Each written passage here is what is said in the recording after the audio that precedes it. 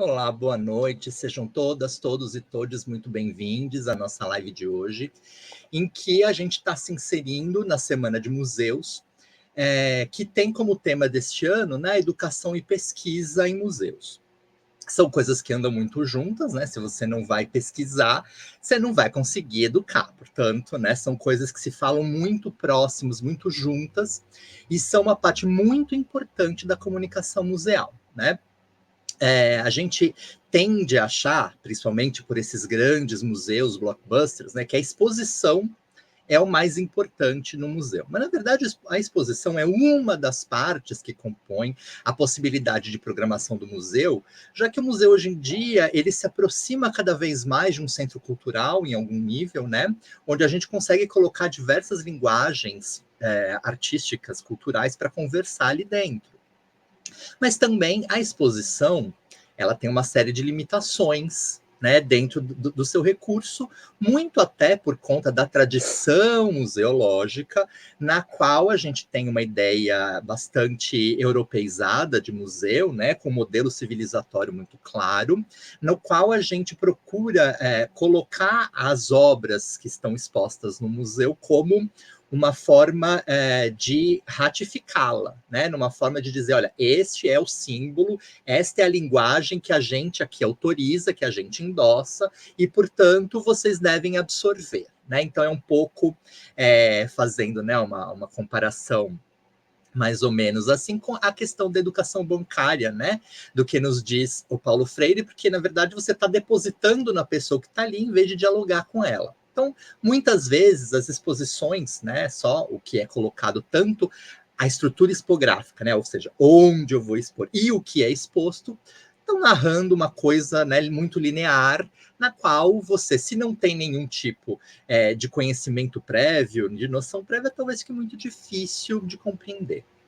Então, por isso a gente vê a necessidade e a importância capital que tem os educativos, os museus, porque normalmente são eles que vão fazer essa mediação entre o que está exposto e a pessoa que está vendo, o espectador daquela exposição, não só explicando aquilo, mas principalmente, né, a ideia de mediação, principalmente tentando despertar nas pessoas aquilo que elas mesmas têm de bagagem para dialogar com aquilo.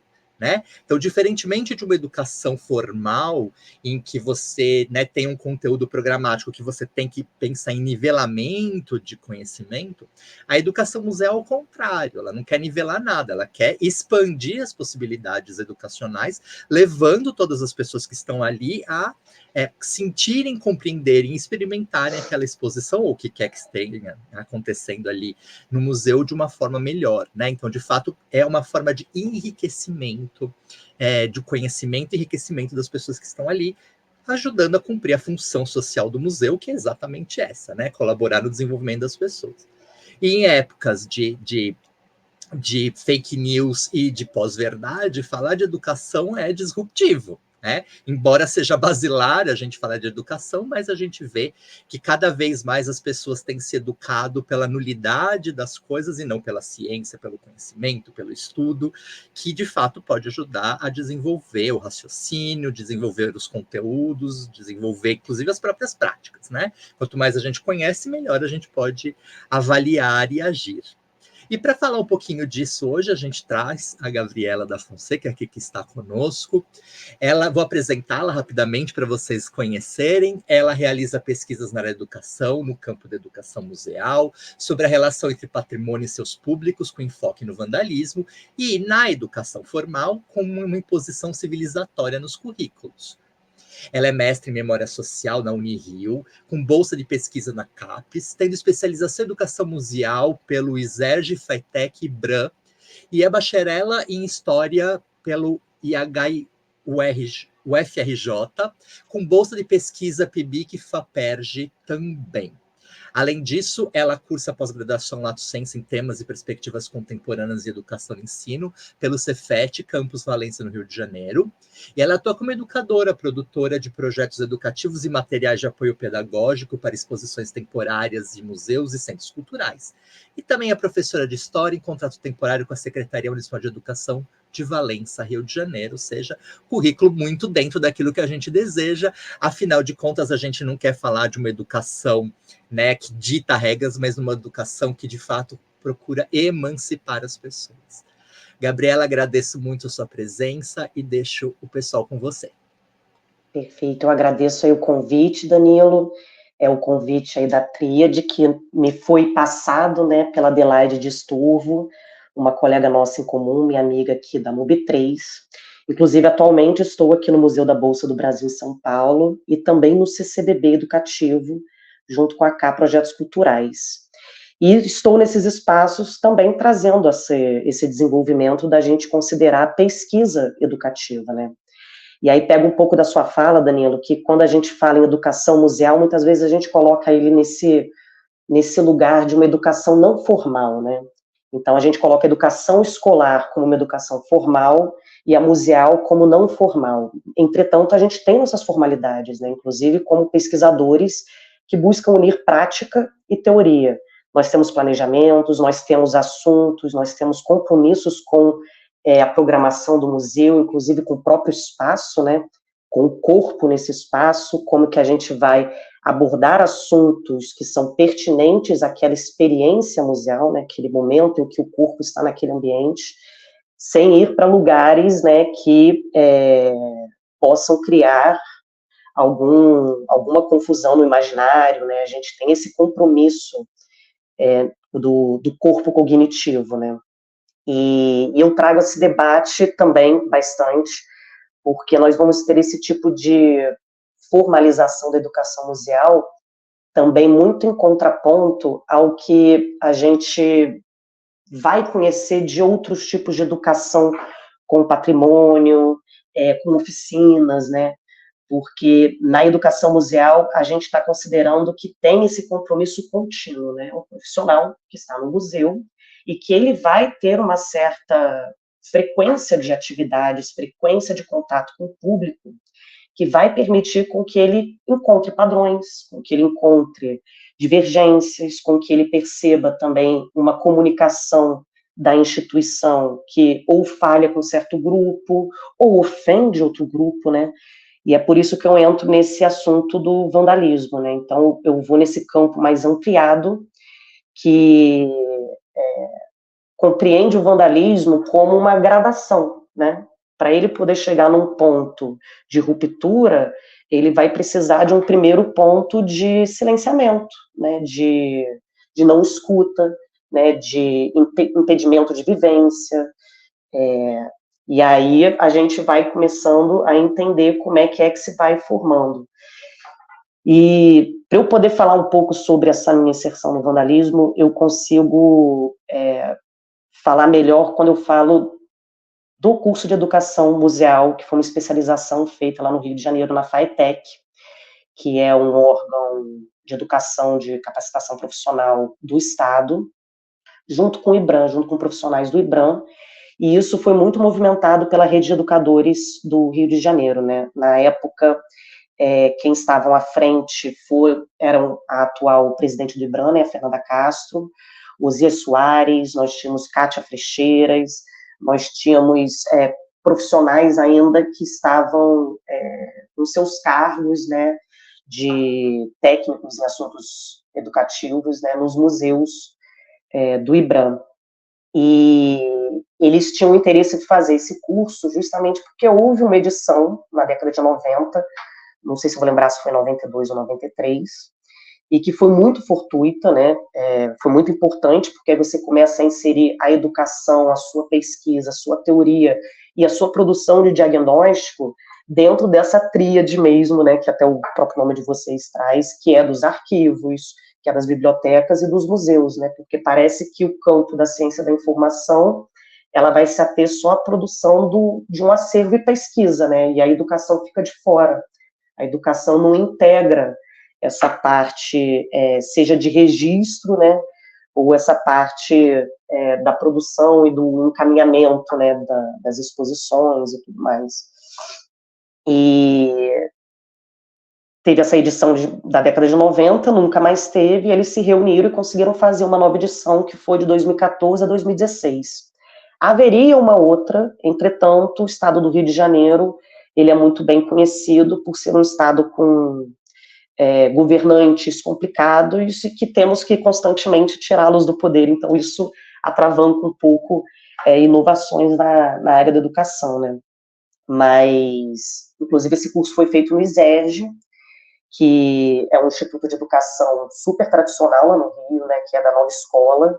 Então, eles acharam que também era muito intrínseco até a própria atividade do ISERJ abarcar esse tipo de curso de pós-graduação, né, de especialização. E a intenção primordial do curso era de promover pesquisas educativas. Então, era de formar educadores, pesquisadores. E parte das vagas era para professores, né, estudantes que acabaram de se formar em pedagogia, até para justamente fomentar mais essas trocas, né, das formalidades entre uma educação escolar e uma educação museal, e muitos eram funcionários de museus, né, de todas as escalas. Então, nós tínhamos coordenadores pedagógicos, nós tínhamos produtores, nós tínhamos oficineiros, nós tínhamos educadores, muitos ainda com nomenclaturas como guia, né, outros como monitores de dinâmicas educativas. Então, foi uma turma também muito importante para se formar uma rede de contato e de problemas da área, que a gente conseguia compartilhar e criar consensos mínimos, né, de compreender o que é esse campo da educação museal. E um desses consensos mínimos é a gente entender que nós temos, sim, as nossas formalidades. Por isso que hoje nós temos uma política nacional, né, de educação museal, que busca justamente que se estruturem equipes multidisciplinares e que elas tenham esses processos de registro, que elas tenham processos avaliativos e que eles sejam encaminhados também na estrutura organizacional do museu, né, que eles não venham só de última etapa, numa ação mediadora, como se fosse uma ponte, né? E aí, para vir de fato de uma forma freiriana, né, tal como Paulo Freire fala, que é do educador estar implicado enquanto educador. Então, ele é parte da ação. Então, ele tem ali uma intencionalidade, ele não está ali só para fazer uma intermediação, né? Ele também faz parte dessa mediação, né? Então, seria o educador, a obra, o público, né? Geralmente a gente exclui o educador. E isso foi muito importante a gente perceber. Eu, inclusive, na época, eu já tinha trabalhado como educadora, e na época eu trabalhava muito na gestão de alguns projetos de exposições temporárias e participava também do educativo do CCBB na época. E uma das coisas que eu entendi estando nesse espaço é como havia uma certa dificuldade da gente comunicar a prática educativa junto aos gestores, né? Esses gestores maiores que muitas vezes, raramente, né, somos contratados com facilidade por um concurso público, né? Então, muitos de nós vivemos experiências que são de contratação via CLT, via MEI, via estágio. Eu mesmo tinha passado por essas. E eu via que tinha ali uma certa dificuldade. E foi justamente nesse lugar que eu desenvolvi a teoria, né, um conceito de recorte de público. E muito interessante, né, porque a gente, na verdade, a gente chega com um incômodo de vivência de trabalho, a gente entra em contato com uma bibliografia especializada, que vai abordar as várias interfaces, as várias problemáticas que tem para você construir um campo de atuação, né, porque aí vai se discutir se é museal, se não é museal, vai se discutir se é educação, se é pedagogia, vai se discutir em que lugar isso está inserido, né, como você mesmo disse, vai se discutir quais são os objetivos, né, se existe um nivelamento, se não existe, ou se houver, se houver alguma categorização de nível, de você conseguir criar categorias de diagnóstico. Será que a gente está querendo colocar todos no mesmo nível, ou será que a gente quer multiplicar as inteligências, as abordagens, né? Tal como você disse, estar neste lugar de pensamento sobre a sua atividade te coloca já com uma outra atuação, né? E, na época, estava acontecendo um incômodo muito grande com as manifestações de 2013, né? De junho de 2013, que teve também em São Paulo. Na época, eu estou falando do Rio, né? E foi mais ou menos concomitante, né? Que o movimento Tarifa Zero estava nas duas cidades. E se discutia muito a questão da preservação. Na época, inclusive, eu estava com uma exposição que acontecia no Paço Imperial, do ladinho da Alerj do Rio, né, que era a Câmara, que tinha sido invadida, que tinha sido pichada, e que estava do lado do Paço Imperial com exposição, e do outro lado tinha uma igreja histórica, então tinha esse debate muito grande. Mas quando a gente lia as pichações, a gente entendia o silenciamento que havia sobre aquilo, né, sobre aquela situação. E foi uma conversa com uma colega também que atuava em museu na época, se eu não me engano, ela estava no Bispo do Rosário nesse período, e ela falou assim, nossa, olha, eu sou feminista, eu concordo que é interessante provocar a igreja quando você picha. Aqui, antigamente, eles queimavam mulheres na fogueira, mas é nosso patrimônio, a gente precisa defender esse patrimônio, a política patrimonial. E aquilo me causou um estranhamento, que eu falei assim, mas se a gente está olhando, assim, a gente concorda com a mensagem passada, a gente não concorda com a atitude, mas também em que momento que a mensagem e a atitude, elas podem se encontrar, né? Em que momento esse público é ouvido institucionalmente? Ainda mais quando a gente fala no patrimônio, quando às vezes é uma igreja, um patrimônio que às vezes é um monumento, né? Em que momento que existe uma ação em que, de certa continuidade, que acompanhe as urgências sociais, as emergências sociais, né? E aí isso daí foi me instigando até que na bibliografia do curso surgiu o texto excelente que foi numa revista do Patrimônio Histórico-Artístico do Brasil, né? Uma revistinha do IFAM que teve que quem estava organizando era o Mário Chagas, e ele instigou essa pesquisadora, Luciana Sepúlveda Coptic, a escrever um texto baseado no Manifesto Antropofágico. E aí ela foi no documento, né, de abertura uma primeira ação museal, né, que seria uma primeira ação de visitação, que foi no atual Museu Nacional, né, da Quinta da Boa Vista, que esse documento falava que o museu estaria aberto para visitação, mas só para os públicos interessados, de tal horário a tal horário, e que haveria guardas para poder garantir que esse público tivesse uma certa paz ao visitar o museu e tudo mais. E nesse documento ela analisa ali 3 tipos de público de 1800 e pouco, né, do século XIX, que, de certa forma, continuariam sendo tratados dessa forma pelas gestões dos museus, né. E eu trago mais um tipo de público para somar. Então, seriam esses os públicos bárbaros, aqueles que são destinados a certas ações de sinalização, certas ações de proteção ao patrimônio, como uma vitrine, um unifila que afasta, algum totem, né, que possa colocar um certo distanciamento, os guardas mesmo conferindo se o público estaria se comportando tal como deveria. Esses seriam os bárbaros que não conhecem as regras do museu. Aí isso daí seria mais ou menos como se fosse o populacho na época, né, da abertura do Museu Nacional, né, na época Museu Real, né. E aí teria o público, que seria o público desconsiderado, né, que era o público da massa escravizada, né, da época, que hoje em dia se transformaria como se fossem públicos que estariam tutelados, né? Então, usando o mesmo termo que era usado na época nas discussões sobre abolição, né, nas justificativas que existiam nas câmaras da época, seriam os grupos a serem tutelados. Então, são os grupos em que você estaria ali, de alguma forma, ensinando como se portar nesses espaços, como é que deve ser, de alguma forma, dando a doutrina daquele modelo de convivência, de coabitação no espaço museal.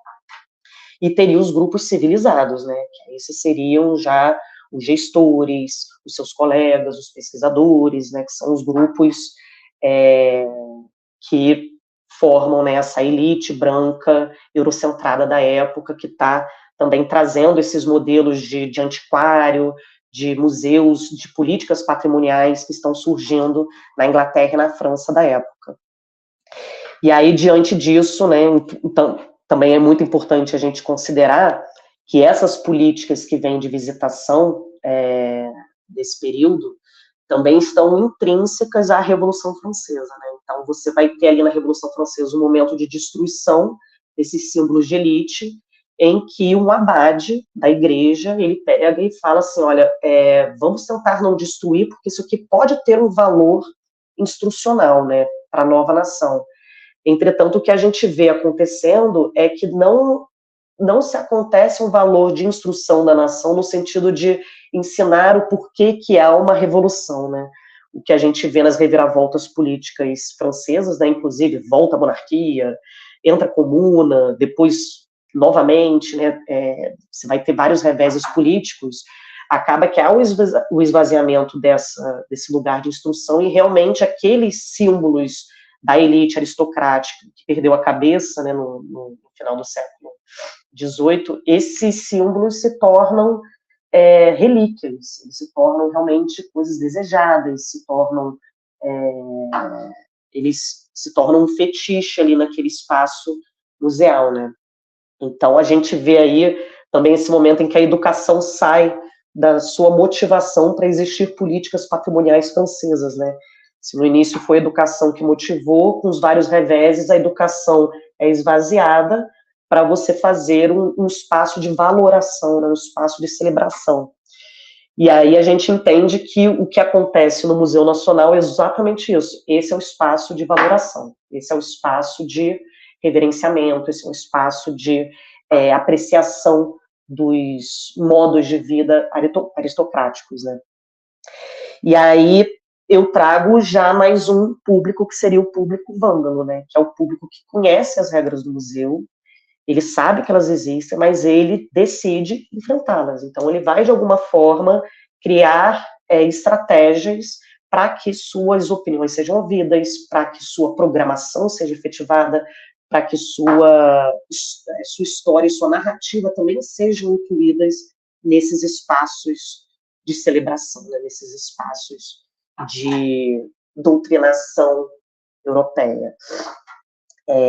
E aí, essa pesquisa deu certo lá junto à POS e foi convocada para ser desenvolvida em mestrado, né? Então, nesse momento que a gente começa a procurar, né, qual seria o melhor lugar de pesquisa, surgiu a possibilidade de ir para a memória social na Unirio, e lá foi bem interessante, porque eu não fui para a linha que seria uma linha de educação patrimonial, muito pelo contrário, eu fui para a linha da ciência da informação mesmo. Minha orientadora foi a Vera Dodebey, e ela chegou junto justamente para a gente compreender como é que vai viabilizar essa comunicação entre o patrimônio, o museu e seus públicos, né? Como é que essa informação ela começa a ser inserida, né? A informação que geralmente é a informação que quem participa são os educadores, né?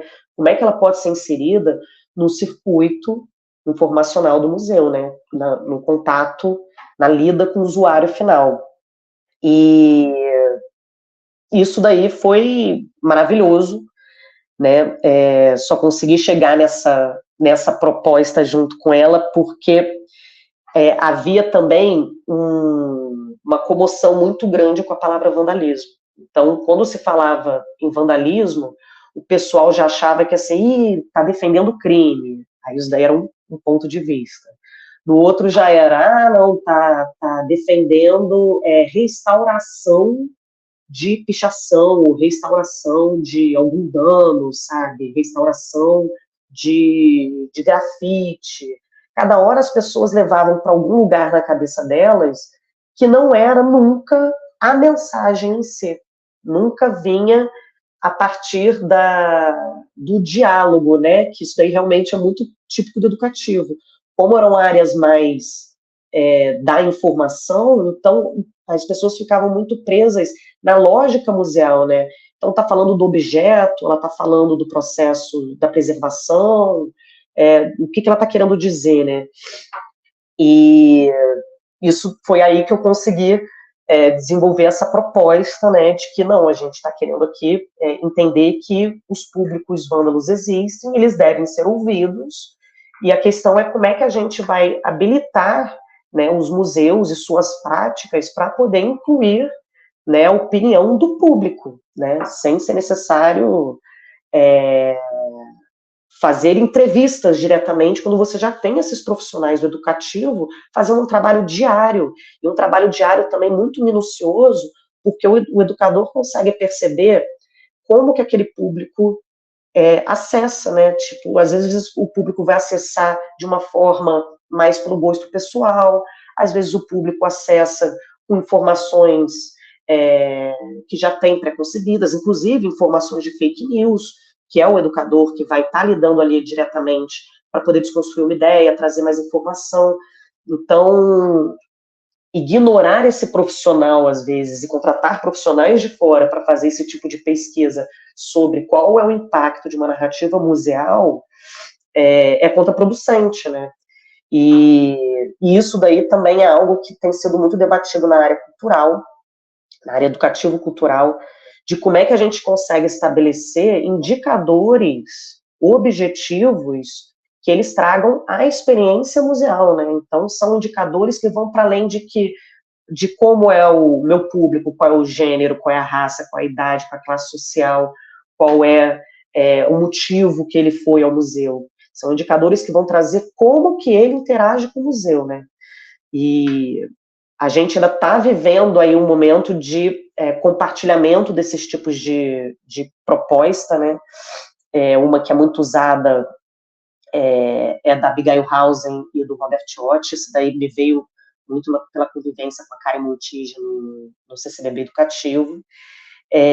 Na pós em educação museal, eles trouxeram uma referência brasileira, que era a Terezinha Franz, que, se não me engano, ela era do Sul, e ela chegou a desenvolver também uma proposta de leitura de imagem, que aí você consegue ali fazer um diagnóstico de como esse público interage, como é que é a experiência desse público no museu, com a leitura de imagens, com a leitura estética do ambiente, né?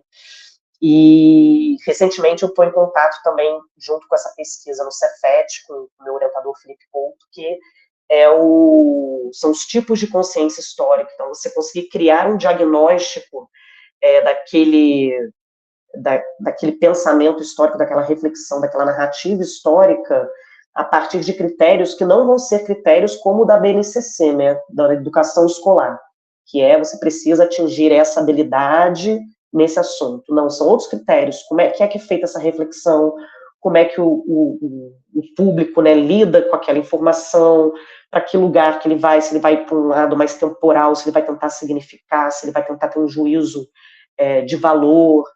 Então, é isso, a gente está começando agora a ter esse compartilhamento dessas propostas mesmo, classificatórias, porque são elas que vão nos permitir ter esse campo experimental de produção de indicadores, né, de diagnóstico de como é a experiência do público no museu. Entretanto, ainda falta a gente ter as ferramentas que facilitam a compilação desses dados e fazer uma análise desses dados, né? Muitas das vezes é isso, os dados que a gente tem são relativos a características de público, e quando vem alguma coisa que seja mais qualitativa, ela já vai num campo descritivo, né? Então você pede uma opinião do público, ou um educador relata aquele momento perfeito da mediação dele, que o público trouxe uma questão, ele apontou uma forma de conduzir, ampliar, sabe? Costuma ser muito ainda nesse campo de uma etnografia ali, né? Como se fosse um diário de campo. E aí agora a gente sente a necessidade, já que a educação museal se transforma nessa política pública, sente uma certa necessidade, não só na educação museal, né, também na educação, de como é que a gente cria esses processos avaliativos quantitativos, né? De alguma forma, como é que a gente pode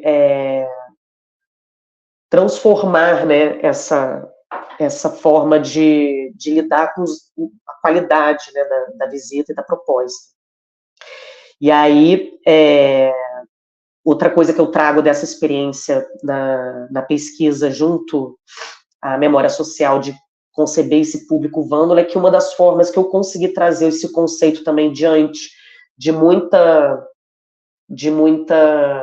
barreira, né, com a própria ideia de vandalismo, por ser um crime e algo assim, foi de trazer a própria experiência educativa. Então, me aliei junto ao Museu Histórico Nacional, ao núcleo educativo, tive um momento de me integrar com os educadores, né, porque lá também tem as dificuldades, eles têm um corpo técnico concursado, mas eles têm um corpo que é terceirizado, e nesse momento que eu comecei a fazer pesquisa, o corpo terceirizado estava sendo reconvocado, né, diante dos vários reveses que a cultura estava sofrendo lá no ano 2018, 2019. E aí a gente se alinhou, a gente fez inclusive uma atividade educativa, e a minha proposta para eles foi de pesquisar um quadro que tem lá, que é um quadro de Pedro II, que é um quadro que, hoje, quando você vai lá, é um quadro que tem como se fosse uma pintura cinza, assim. Mas é um quadro que foi adquirido lá pelo Gustavo Barroso, lá, antes de abrir o museu em 1922, foi adquirido porque ele tinha um rasgo. Desculpa. Tinha um rasgo que teria sido feito na noite do golpe republicano. Então, nesse rasgo, houve algumas pesquisas sobre quem teria feito ele. Seria sido feito pelo Marechal Deodoro da Fonseca, se ele foi feito pelos pracinhas que estavam acompanhando o golpe, né? Como é que foi realizado essa situação? Desculpa um momentinho aqui, pausa de água. E essa possibilidade de abordar um quadro que é um exemplo de vandalismo e que foi musealizado, isso daí já me dá um certo respaldo para conseguir discutir o que é o vandalismo, o que é esse público vândalo, e aí eu já consigo ali alguma proteção para poder discutir o que é indefensável, né? Tipo, porque é isso, existe um imperativo da preservação que a gente não pode falar de alguém questionar isso, né? E aí, essa discussão do quadro ainda ser usada numa atividade educativa, sendo relatada, traz essa dimensão de como é que o educativo atua. Então, eu tive essa intencionalidade na pesquisa do mestrado para poder debater o que é o vandalismo, né? E foi muito interessante, porque o Museu Histórico tem uma prática de registro interessantíssima, desde a década de 50, e que foi interrompida durante a ditadura civil-militar. E foi exatamente nesse período da ditadura civil-militar que acabaram-se os registros, que a gente teve essa diminuição, que o quadro foi reformado. Então, o quadro deixou de ter um rasgo e foi costurado e reformado como se ele fosse original, né? E aí há um debate, né? Mas isso foi porque era a mentalidade dos restauradores? Qual foi o motivo disso, né? Então, eu deixo até um pouco aí isso daí no ar para vocês lerem a minha dissertação de mestrado, como é que se resolveu essa questão. E foi só no governo Lula, em 2002, 2003, que o pessoal recuperou essa informação do rasgo. Porque sem esse rasgo, era só mais um quadro de Pedro II no museu. Agora, com o rasgo, não. É um quadro símbolo do golpe, é um quadro que mostra uma certa impopularidade, é um quadro que mostra, inclusive, as patentes baixas se revoltando contra o seu generalíssimo, né? Então, é um quadro que ele traz muitas significações para os públicos, que dependendo do momento histórico, uma dessas significações pode prevalecer para esse quadro ser considerado uma ameaça. Ele deixar de ser um quadro musealizado, né, um quadro símbolo de um golpe, de uma república, para virar um quadro símbolo de uma subversão, um quadro símbolo de uma subversão, né, a um regime ditatorial, nesse sentido, né. E aí foi fundamental ter esse apoio da equipe completa, né, também do Museu Histórico Nacional, porque ele já tem essa prática de trazer o educativo para as discussões expositivas, para as discussões de restauração. Então foi muito importante ter tido essa vivência com pesquisadora de fora e ser, né, de alguma forma absorvida, né, ter sido celebrada a minha presença ali, né, porque também algumas instituições não são tão abertas assim para pesquisadores de fora, né, mas o Museu Histórico foi super aberto, um grande agradecimento, inclusive, e essa vivência ali junto a essa pesquisa, ao mesmo tempo, eu estava trabalhando na época no Museu do TJRJ no Rio, e estava começando um programa de visitação junto a uma vara de atendimento a adolescentes da socioeducação. E nesse programa de visitação, a gente estava recebendo adolescentes que tinham acabado de sair da internação. Então, eles tinham vivido de alguma forma presos, né? Não se fala na socioeducação que é preso, né? Se fala que estava em internação, e que eles estavam num período de liberdade assistida, como é chamado. E era um programa de visitação feito justamente para estimular políticas públicas por parte do Poder Executivo, por parte, na verdade, do Poder Judiciário, para que o Poder Executivo pegasse essa responsabilidade, que fossem políticas culturais, educativas, para que os adolescentes de liberdade assistida pudessem ter também um corpo técnico, né? Inclusive, foi durante esse período que conseguiu se movimentar uma pressão para ter pedagogas especializadas na socioeducação nos CREAs, então teve um impacto interessante. E eu estava recebendo ali o meu público vândalo, né? Literalmente, assim. Estava numa atuação no Museu do TJRJ, que para eles era um inimigo, né? Tipo, ali é o lugar em que vai me prender, é o lugar que depois que eu vou preso, eu vou ser maltratado dentro de uma unidade de internação. Então, recebê-los ali e ouvi-los ali, criar esse espaço de escuta para que eles consigam, inclusive, modificar as suas relações e transformar a sua relação de um ponto que acaba sendo autodestrutivo, né, não destrutivo, porque a força do Estado ela é imensamente desproporcional à força do indivíduo, né, à força do sujeito. Então, eles passam a ter uma outra relação já para considerar e mudar as leis, aprofundar algumas questões do Estatuto da Criança e do Adolescente. A gente começa a ver essa outra força da juventude, né, que é uma força que nem nas escolas a gente promove, né, de colocar todas as ferramentas de participação social à disposição, né, de fazer esse processo de apresentar os caminhos de escutas existentes, né. Então, eu acho que eu vou terminar por aqui, porque eu acho que é mais ou menos isso que eu queria trazer para vocês, como é que é importante você ter uma pesquisa do seu corpo técnico de educadores, dentro do seu próprio museu, a partir das coisas que os públicos trazem, e que essa pesquisa seja, aí é a sardinha que eu puxo para o meu lado, que essa pesquisa seja para a instituição rever a si mesma, né? Para a instituição criar formas de rever a sua programação, a sua narrativa, para a instituição criar canais de diálogo, né? De forma que o público seja participante desse processo, né? E aí que é nisso que eu estou querendo dizer que tem essa gradação do vandalismo, né? Tipo, antes de chegar numa destruição total, houve processos de silenciamento, barreiras, de conversa, de participação, de tudo. Então, fica essa minha provocação para que isso seja feito a partir do corpo educativo e que o corpo educativo tem uma participação tão importante nas suas informações, né, quanto qualquer outra área do museu. Beleza, Danilo? Maravilha, Gabriela, muito obrigado. Eu acho bastante importante esse pensamento, né? Porque, na verdade, a gente está pensando a partir de outro lugar pela mesma coisa.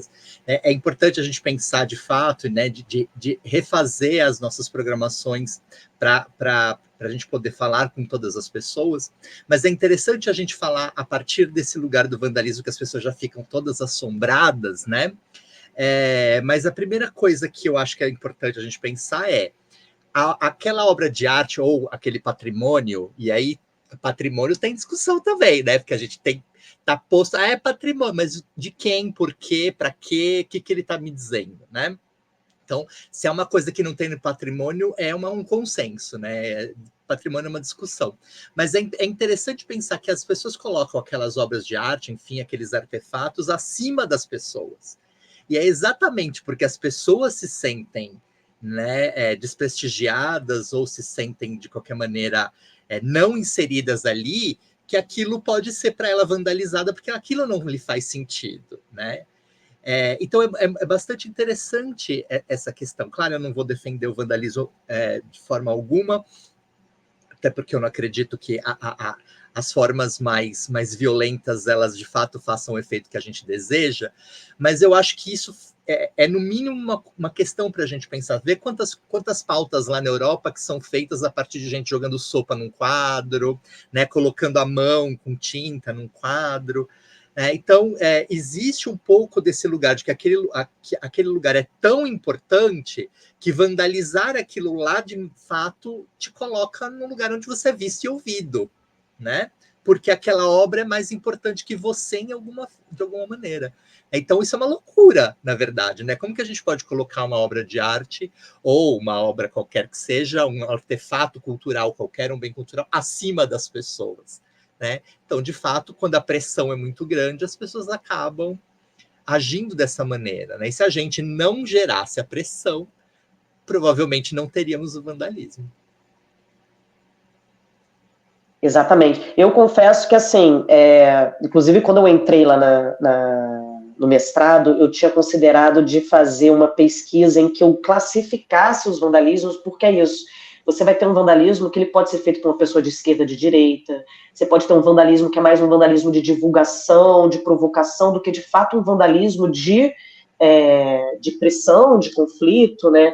Por exemplo, não dá para a gente comparar uma estátua do Borba Gato pegando fogo com uma sopa jogada no Van Gogh. Não dá para comparar, entendeu? São níveis de tensões completamente diferentes.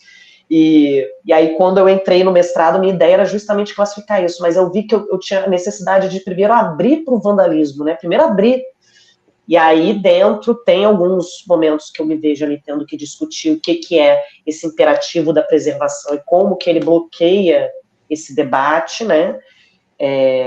Mas é isso, assim, eu acho que a gente está num momento atual da sociedade com as novas tecnologias impactando todas as áreas do museu, por que não usá-las a favor também do educativo, a favor desse tipo de atuação, né, e criar provocações e programações provocativas, né, que permitam viabilizar esse debate, esse diálogo e colocar essa pressão no lugar onde tem que ser, né, que é no lugar democrático, né, não no lugar da aniquilação do outro, né? O objetivo é que a gente encontre o caminho justo, né? E quando é justo, não é bom para ninguém. A gente já sabe disso, né? Não é bom para ninguém, mas é um caminho. É verdade, né? Porque a gente, no fim, o consenso é todo mundo abrir mão de alguma maneira, né? E eu acho que no Brasil isso é muito complicado, porque essa noção de público e de privado, do que é meu, do que é seu, do que é nosso, é muito complicado, né? Então as pessoas não querem abrir mão de nada, né? E aí, obviamente, a gente gera conflitos de todas as ordens. Aliás, falando nisso, no que você acabou de falar, o João nos perguntou para você se você estudou quais são exatamente os tipos de vandalismo, se você fez alguma coisa dessa na sua monografia. Aliás, eu coloquei ela aqui, o pessoal pode ver depois. Não fiz, E começou como um exercício, e eu olhei e falei assim, caramba, é tanta coisa. Porque se a gente pensar os tipos de vandalismo, você vai, na época estava tendo a destruição daquelas esculturas milenares pelo Talibã.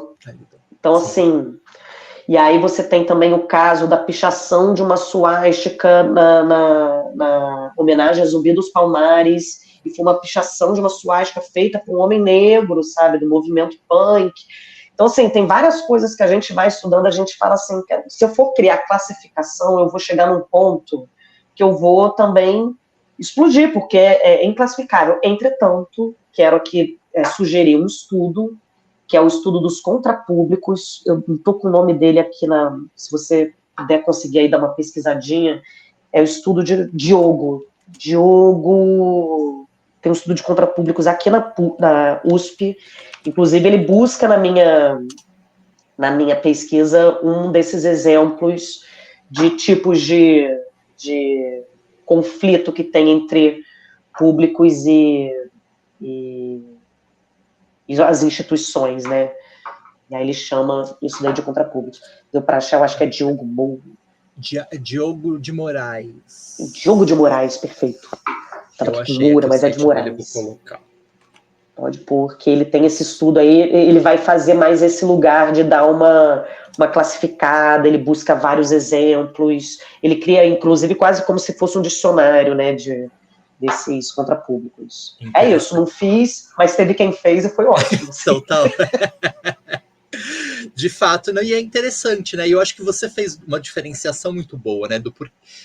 Das motivações pelos quais as pessoas fazem, né? Então, uma pessoa que vai fazer uma suástica numa estátua de zumbi é muito diferente do que botou fogo no Borba Gato.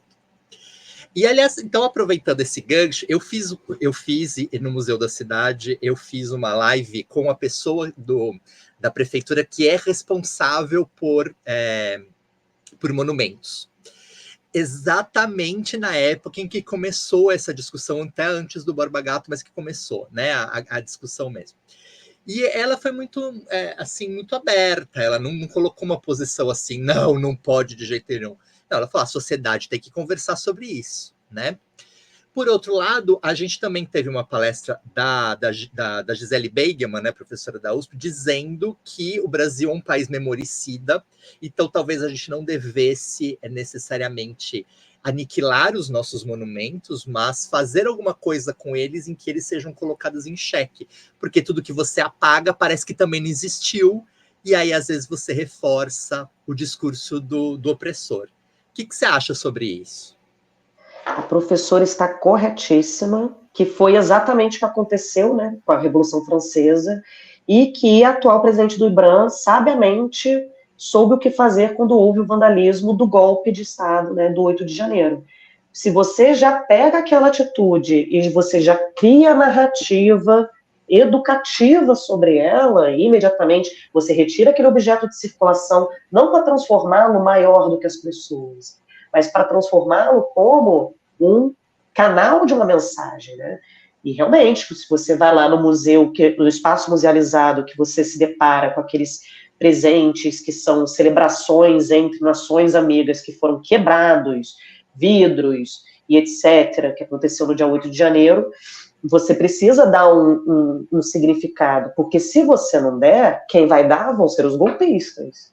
E eles vão dizer que aquilo são troféus, né, do seu heroicismo, entendeu? Então a gente precisa ser bem rápido nisso. E, claro, a Fernanda Castro, a educadora museal, ela sabe que o discurso do educador ele tem que ser rápido, ele tem que ser pronto, ele tem que ser debatido, tem que ser colocado. Tanto é que a partir dessa ação dela, né, vai vir aí o Museu da Democracia.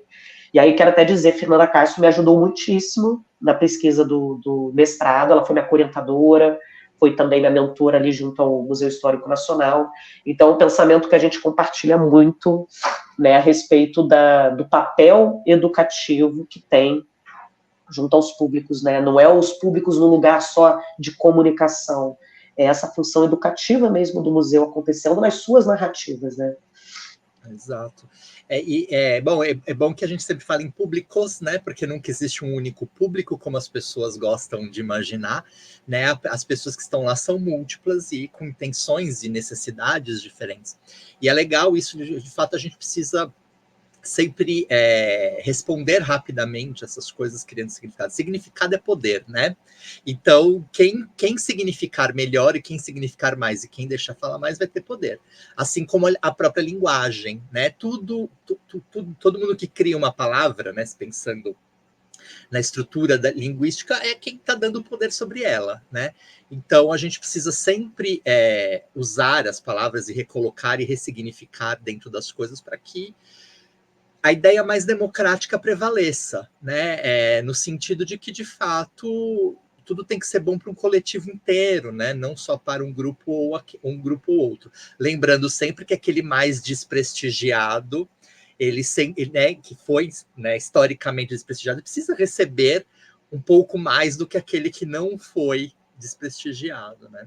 Então eu também concordo, a gente deveria fazer intervenções nas obras que existem, né? Então, por exemplo, né, o Monumento às Bandeiras, que é um clássico, né, ali no Ibirapuera, e tem espaço para você fazer alguma outra coisa do lado que diga, pera lá, né, vamos ressignificar, porque isso aqui é claramente discurso do vencedor sobre o vencido, né?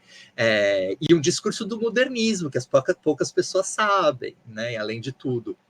Então, quer dizer, não é uma coisa que um discurso histórico que sempre existiu, mas uma coisa que de fato foi constituída no momento e virou uma verdade que não se discute, né? Quero trazer até um exemplo aqui de um projeto que eu participei, que foi do MUCAB, né, que é do Museu da História e da Cultura Afro-Brasileira, que foi criado ali para o Cais do Valongo, ali no Rio de Janeiro, né? E aí participei desse projeto, os curadores são Stephanie Santana, Érica Monteiro, Felipe Rezende, e eles tiveram esse pensamento ao se deparar com o prédio onde está o MUCAB é um prédio do Pedro II, que era uma escola antiga, né, que é o antigo Centro Cultural José Bonifácio, antes foi uma escola. E aí você tem ali uma escadaria logo na entrada, que é uma escadaria com a serpe, que é tipo uma serpente, da família imperial. E a família imperial é a responsável, né, por tudo que nos atravessou de colonialidade, seja de escravidão racial, seja de patriarcado, seja, né, de todas essas vivências eurocêntricas, né. E junto a essa serpe, atrás tem como se fosse uma alegoria de uma mulher preta que se chama a Negra. Então, é uma alegoria. Não é uma mulher, não é alguém. A serpe né? A serpe é mais, né, do que essa alegoria, né? A serpe é a família imperial. E aí eles pediram para a artista xilopretura fazer, em forma de xilogravura, enorme, belíssima, uma proposta que dialogasse justamente a serpe com a negra e com o que seria, né, uma voz preta sobre aquilo. E aí ela fez uma quitandeira, né, pisando sobre essa serpente, assim. Então, é maravilhoso. É isso, você tem como lidar com esse patrimônio dando narrativas de significado, né? Você tem como criar esse debate, falar mais sobre isso, trazer todas as informações, porque aquela informação também que você pretende destruir, ela não se destrói, ideias não se destroem. Ideias são lidadas de outra forma, né? É muito legal isso que você traz, porque quando a instituição se coloca nesse lugar, né, de fato ela sai do lugar de comodismo dela para dizer, não, temos que discutir essas coisas que são elementos do próprio espaço, né, para a gente não chegar ao que aconteceu, por exemplo, na Casa Modernista, que houve uma exposição do Giulio Rosso, e o Giulio, a Casa Modernista, né, do Warszawski, que era um judeu, foi feita uma exposição de Giulio Rosso, que foi um artista que produziu para o fascismo. Então você faz a exposição de um fascista dentro da casa de um judeu, e isso não é discutido de forma alguma. Você não empodera, né, até tinha ali uma plaquinha, sabe, assim, meio discreta, mas você não empodera de fato a instituição, ou não empodera de fato o próprio educativo para falar sobre isso. Porque isso, na verdade, é uma excrescência, né? É uma ofensa à memória daquela pessoa, você fazer aquele tipo de exposição naquele espaço. Né? Então, esse é o exato oposto do que a gente tem que fazer, né, para a construção de uma nova identidade. Eu acho que é uma própria identidade nacional, mesmo porque a gente ainda é uma colônia, né? A identidade colonial ainda persevera. Então, para que a gente crie uma nova identidade nacional, para além disso, a gente precisa começar a criticar esses símbolos que a gente mesmo criou, né? Que estão aí, né? Então, eu acho que discuti-los assim, né? Pisar naquela sérpia, ela tem um significado muito maior do que simplesmente fazer de conta que ela não existe ou mexer nela diretamente, né? Então, são coisas importantes que a gente tem que lembrar, né? O João continua perguntando para a gente aqui que ele, numa visita na Pinacoteca, ele presenciou uma moça, uma garota passando a mão numa tela original, tinha a faixa de segurança tal, mas ela fez isso. Então, os museus poderiam trabalhar com ações educativas extra-museus? Os educativos podiam propor alguma coisa que fosse para além daquela estrutura museal ali? Que outro tipo de ação a gente poderia fazer? Não sei se eu entendi muito bem. Eu acho que o que ele quer falar sobre isso daqui é que assim, a gente tem aquela educação, talvez a mediação, ou talvez uma noção de mediação que vai ser uma conversa sobre o que está ali. E a gente pode falar sobre coisas para além do que está ali, ou criticar o que está ali, ou não falar do que está ali e falar da sociedade. Então, tem alguma outra ação educativa para além da mediação da Com expositiva? certeza.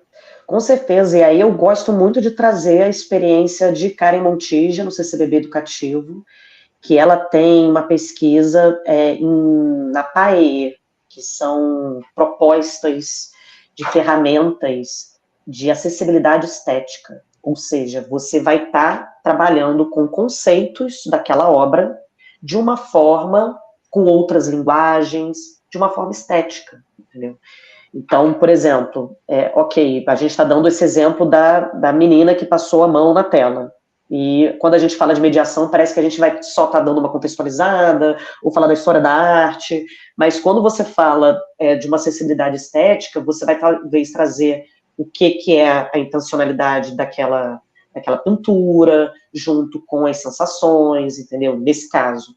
Ou, por exemplo, ela trabalhou com Guernica de Picasso. Então, ela fez uma proposta que era quase como se fosse uma cenografia, em que você entrava em contato com jornais da época, você sentia como se fosse aquela fenda que tem em Guernica, você tinha um chão tremendo, simulando os bombardeios, entendeu? Então, tem certas formas de você elaborar uma obra que não precisam ser só pela fala. É a gente entender o corpo como esse lugar cognitivo, né? Você estar no espaço, você pode isolar essa sensação, né, algum aspecto dessa obra e explorá-lo, né, atravessando linguagens, multiplicando propostas, entendeu? Aliás, eu não sei se você viu, o Mies fez agora uma exposição, né, sobre o nazismo, e ele fez o forno de Auschwitz dentro do espaço. Então você entra, tem uma cena do filme a lista de Schindler, que o guarda que atira da sacada. Então tem isso, então eles fazem a sacada, então é um lugar onde tem, como se fosse dentro do campo de concentração, e tem o forno, e o forno fica saindo constantemente fumaça. Aliás, essa exposição é muito forte, né? Eles recompõem as camas e eles colocam foto de corpos carbonizados. Então é uma exposição bastante forte, que eu acho que dá o seu corpo naquele espaço não reage da mesma maneira mais, né? Porque a sensação é outra, e aí te obriga a pensar fora daquele lugar mesmo em que você está acostumado, né? Então, eu acho que esse é um exemplo de uma exposição que se medeia, né? O que não é muito comum por aí, em outros que a gente vê que é aquela coisa bonitinha como branco, aí você fala, então, né? O que você quer dizer com isso? Qual é a sua intencionalidade real sobre, né? O que você quer falar? E fora que quando você escolhe, sempre somente, por exemplo, só objetos bidimensionais e não objetos tridimensionais, a experiência física estética naquele espaço é outra, portanto, a educação e a consciência espacial é outra, né? Então, tem vários elementos que a gente pode trazer aqui para melhorar isso, né?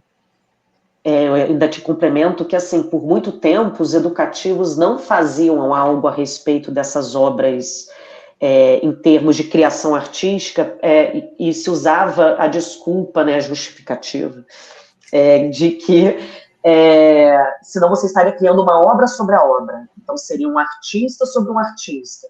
Mas quando a gente entende que a gente tem objetivos pedagógicos, aquela questão das formalidades, né? A gente tem objetivos pedagógicos a serem atingidos, e aí a gente faz uma obra para mediar aquela obra, a gente está dentro do campo educativo mesmo. E aí, assim, essa também eu acho que é o grande logro da educação museal, porque ele vai propor uma equipe multidisciplinar, porque é isso, você vai precisar de historiadores, vai precisar de geógrafos, vai precisar de artistas, vai precisar, às vezes, de mecânicos, para poder dar conta dessas complexidades, né, dessa inovação educativa, né? Então, é isso, a gente não é só discurso falado, né? A gente somos materialidades também, né? Então, é muito importante a gente ter essa composição da educação museal, né, para ter uma pesquisa que, de fato, possa desenvolver esse tipo de materiais. E eu acho que é interessante isso que você fala, porque as pessoas não querem que você faça uma obra sobre a obra, porque no fim talvez você revele que não há nada tão especial assim na obra, e que ela pode ser discutida de diversas formas, e aí você tira ela daquele pedestal que o museu normalmente coloca, né, para colocar no lugar comum, no lugar da vida. E aí as pessoas não gostam disso, né? Então eu tive uma experiência muito legal eu fiz um curso na Pinacoteca mesmo, aproveitando, onde eles recriam para pessoas com deficiência, eles recriam quadros para pessoas que têm baixa visão. Então eles refazem o quadro em alto contraste ou em alto relevo para quem, né, pessoa cega e que pode fazer. Então, assim, é muito interessante você estar refazendo obras, então você precisa ter uma série de pessoas ali. E refazer obras, na verdade, repintar faz parte do próprio aprendizado artístico, está aí dentro das metodologias, né? Da Ana Mai Barbosa, por exemplo, o fazer artístico está dentro da metodologia de aprendizado sobre arte. Então, é um papel curioso dos museus, né? De não querer, na verdade, estimular essa coisa nas pessoas. Eu vou aproveitar aqui fazer uma pequena interrupção no que a gente está falando. O Michael Roberto perguntou se vai ter certificado na palestra. Vai. Eu coloquei aqui em cima para vocês, logo no começo, sobe aqui, ou que tem aqui a ficha de inscrição. Inscrevam-se, porque a gente só vai dar certificado para quem se inscreveu e para quem assinou a lista. Eu vou colocar a lista daqui a pouco, tá? Então não deixem de se inscrever. O João continua nos perguntando, faz uma pergunta interessante, eu acho que essa é a pergunta de $1 milhão. Como que a gente consegue quebrar os muros entre o museu e a sociedade e transformar esse museu num lugar menos elitista? Eu acho que é quando as instituições assumirem suas vocações. Que sentido? Igual o Museu do TJ, que eu trabalhei. O Museu do TJ olhou e falou assim, então eu vou fazer parte desse processo educativo de adolescentes da socioeducação, vou abrir esse espaço para me repensar. E assim, quantos debates, assim, de fazer consideração sobre o TJ precisa começar a abrir um programa de bolsa de estudos. Hoje, inclusive, nós temos um programa de bolsa de estudos para os adolescentes. Então, os adolescentes, eles vão ter um encontro, eles vão receber para isso. Então, assim, são várias coisas que vão se desdobrando, só que as instituições precisam começar a abrir para ouvir, né? Então, é isso, né? Porque às vezes a gente pensa assim, existe uma desigualdade muito grande, não é função do museu sanar essas desigualdades, mas é função do museu encaminhar. E nós temos tantas formas de encaminhar através de projetos, através de editais, entendeu? De articulações com as entidades, né, necessárias, então, e sabemos também quantas empresas nós temos que não querem ter uma responsabilidade social, né? Então, estamos aí, né, para poder movimentar projetos que realmente sejam feitos a partir da voz das pessoas nesses espaços, né? E olha, eu diria que eu não sei se não é mesmo função do museu, porque o museu, ele é um operador social, ele é uma entidade social tem muito poder, né? E se a gente for pensar na função social dele, ela é de estimular o crescimento das pessoas, inclusive muitas vezes economicamente, porque de fato a educação museal pode desenvolver uma série de coisas que vão, né, fazer com que as pessoas tenham outras percepções ou desenvolvam artisticamente, né? Mesmo, e que a partir daí tenham, né, encontrem a sua vocação. Então eu acho que sim, eu acho que é função dos museus operar na sociedade para a transformação dela, né? Mas hoje ele tem ainda, claro, existem museus mais vanguardistas, mas a maioria ainda se coloca numa zona de conforto, né? De que eu tô aqui para expor essa coisa aqui que é importante, esse nosso patrimônio, essa nossa arte, mas não de forma, de fato, a olhar para si e dizer, bom, o que eu faço com isso? Né? Para que eu sirvo exatamente? O que esse meu entorno... principalmente quando você pensa em museus que estão em locais bastante complicados. Né? O Museu da Língua Portuguesa tem uma ação de vizinhos bastante interessante, né? Porque eles estão ali na luz, estão ali na franja da Cracolândia, já que a Cracolândia teve uma diáspora, né? Então ela tem em diversos lugares da cidade. E eles estão fazendo esse trabalho de articulação social ali naquele espaço, né? E com outras, então com CAPES, né, com a entidade, tem um grupo que são das prostitutas da luz, então elas também dialogam com esse grupo. Então, são pessoas que, direta ou indiretamente, se relacionam com aquele lugar, né? Porque elas estão no mesmo espaço, disputando aquele espaço de alguma maneira. Então, eu acho que sim, eu acho que esse é um museu que entendeu a função social dele naquele espaço, né? E eu acho que todos os outros têm também. Se a gente está falando do museu europeu, é bem mais difícil, bem mais engenhoso, mas um museu no Brasil, pensando que há 50 anos a gente estava tentando discutir isso, né? Discutir a mesa de Santiago, discutir a função social. Estamos há 50 anos aqui tentando falar de uma museologia a partir do Sul e a partir das Américas. Então, só não está no discurso quem não quer, né? Não é nenhuma provocação, é chamar na chincha mesmo. Tá? Não só não estão porque não querem, porque não só poderiam, como deveriam, né? Então, essa é uma questão bastante complexa. A gente ainda vivencia essa ideia europeia bonita de museu, de templo das musas, onde, né, na verdade, a gente está num lugar onde a maior parte das pessoas vive em situação de precariedade. Né? Então, o que é essa divindade desse museu, né, perto da necessidade real e premente da vida? Né? Então, eu acho que a gente precisa, de fato, educar os museus primeiro. Né? Agora você entendeu. A minha proposta do vandalismo é essa. Quem tem que ser educado são as instituições. E é o setor educativo que vai conseguir fazer essa ponte da instituição ouvir os seus públicos. Então, escuta, né? Escuta aqui, ó.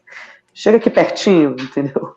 E parece uma coisa, né, óbvia, as pessoas fazem, elas podem recomendar lá uma pesquisa de público, mas a pesquisa de público ela é engessada. Escutar público é bem mais profundo e complexo do que isso, né?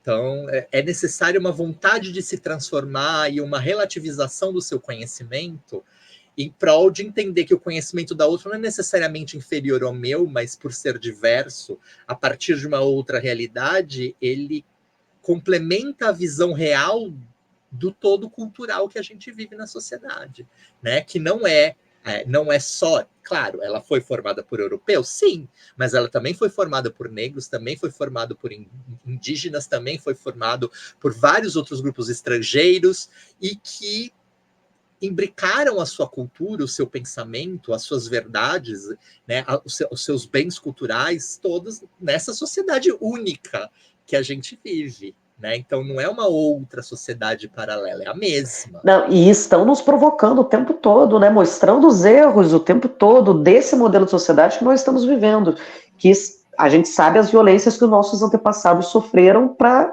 estarmos aqui nessa mestiçagem cultural que é muito mais violência do que celebração, né? Então, a gente tem que colocar esse pensamento nos museus, né? Mas é isso, eu acho que agora que a gente está conseguindo fazer esse tipo de debate, porque o campo da educação museal está conformado e está provocando, inclusive, com essa temática na Semana de Museus, para ver se o pessoal pensa essa proposta. Pois é, e não só isso, né? A gente tem a nova definição de museus que incorpora a ética, né, dentro da definição, que entende que a gente tem sim que ser decolonial, né? Que a gente tem que sim discutir a sociedade para além de um molde civilizatório, para entender o que, que ela é. É a partir da onde a gente está, né? E não a partir de um ideal que a gente deveria estar. Não. Aliás, a cultura é muito mais rica do que a maior parte das pessoas percebe. Né? Se a gente pensar que existem 305 povos indígenas ainda existentes no Brasil, de mais de 1.000 que existiam no começo, isso é uma riqueza cultural gigantesca e que as pessoas não percebem. Né? Nós temos toda a influência, né, do pensamento da religião africana, inclusive no próprio catolicismo, que não se fala.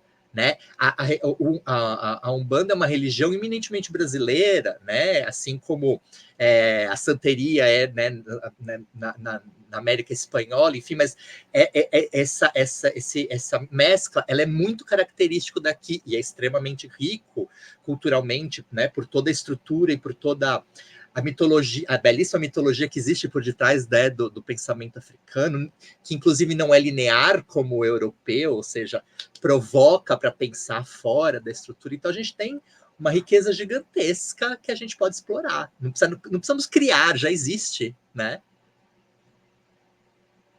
Até vou deixar aqui uma provocação que tô no apoio, né, da pesquisa aí que a coordenadora educativa do CCBB aqui de São Paulo está fazendo, que é uma pesquisa maravilhosa dela, que ela está justamente trazendo o óbvio que muitas instituições sabem, mas parece que só vai funcionar se tiver o tipo de embasamento documental, né, eurocêntrico, que a gente sabe muito que muitos desses adornos que a gente vê nos patrimônios, eles tiveram suas adaptações para que ele pudesse ser lido pelas diferentes culturas. Então a gente vai ver aí a adoção de cores, por exemplo, quando eu trabalhei no Museu da Justiça, a deusa Têmis, que é a deusa da justiça, usava um manto vermelho, que é um vermelho de Xangô, então você sabe que você vai se comunicar com seus povos, né? E o pessoal das antigas sabia muito bem disso. Tanto é que as únicas coisas que tem escritas naquele patrimônio estão em latim, são nem em português. Então, todo o resto era tudo bem desenhado para que fosse compreendido, né? E a gente perde essa dimensão, né? Eu gosto muito quando quem traz essa dimensão é o Victor Hugo, que ele fala que com o advento da máquina de escrever, os patrimônios vão perder sua função. Né? Os prédios, né? A arquitetura vai perder sua função. E não é à toa que a gente vê tantos prédios lisos e espelhados, né? Toda essa arquitetura que a gente vê completamente esvaziada. E quem é que vai trazer de volta, né, o que é essa arquitetura esvaziada são os vândalos, né? São eles que vão pichar para lembrar que aquele prédio espelhado serve para aquela finalidade. Eles que estão trazendo o motivo da arquitetura existir, né? Tipo, essa vocação aí de identificação desse prédio, desse lugar, o que é, para onde vai, né? E existe uma diferenciação importante, né? Porque a arte urbana não é vandalismo, tal qual, né? Houve aí uma tentativa, né, de apagamento na 23 de maio. Vamos apagar todos os grafites, toda a arte urbana ali, colocar um monte de vasinho de planta, como se tudo fosse vandalismo. E na verdade não, né? Arte urbana é uma arte crítica, né? Ela é uma forma da gente refletir sobre a própria cidade por aquele que ocupa a cidade a partir da franja. Apesar de que não necessariamente a gente vê os gêmeos, né? Que continuam fazendo, né, uma arte de provocação, uma arte de crítica. Então, que ela é necessária. Talvez o vandalismo seja um passo além, ou talvez a gente possa colocar aqui, não sei, no mesmo cadinho, mas de qualquer maneira, ela é uma forma, de fato, de falar, opa, pera lá. Né? Isso daí não é tão certo, ou tão impoluto, ou tão sagrado que eu não possa mexer de alguma maneira. Né? Na verdade, são discussões que a gente, né, não existe uma resposta única, como você bem disse, né? A resposta é democrática e a gente precisa cada vez mais escutar as outras pessoas, né? Entender as necessidades, os entendimentos das outras pessoas. E, de fato, fazer uma museologia, uma curadoria muito mais participativa, colaborativa, de modo que todo mundo se eduque junto, né? Essa educação museal ela possa ter o destaque que ela de fato precisa ter, né? Não ser algo subsidiário no museu, mas ter esse papel importante, formativo, que provoca, que traz à tona, né? E que de fato pode inclusive embasar melhor muitas das exposições que a gente vê por aí, que claramente careceram de alguma coisa.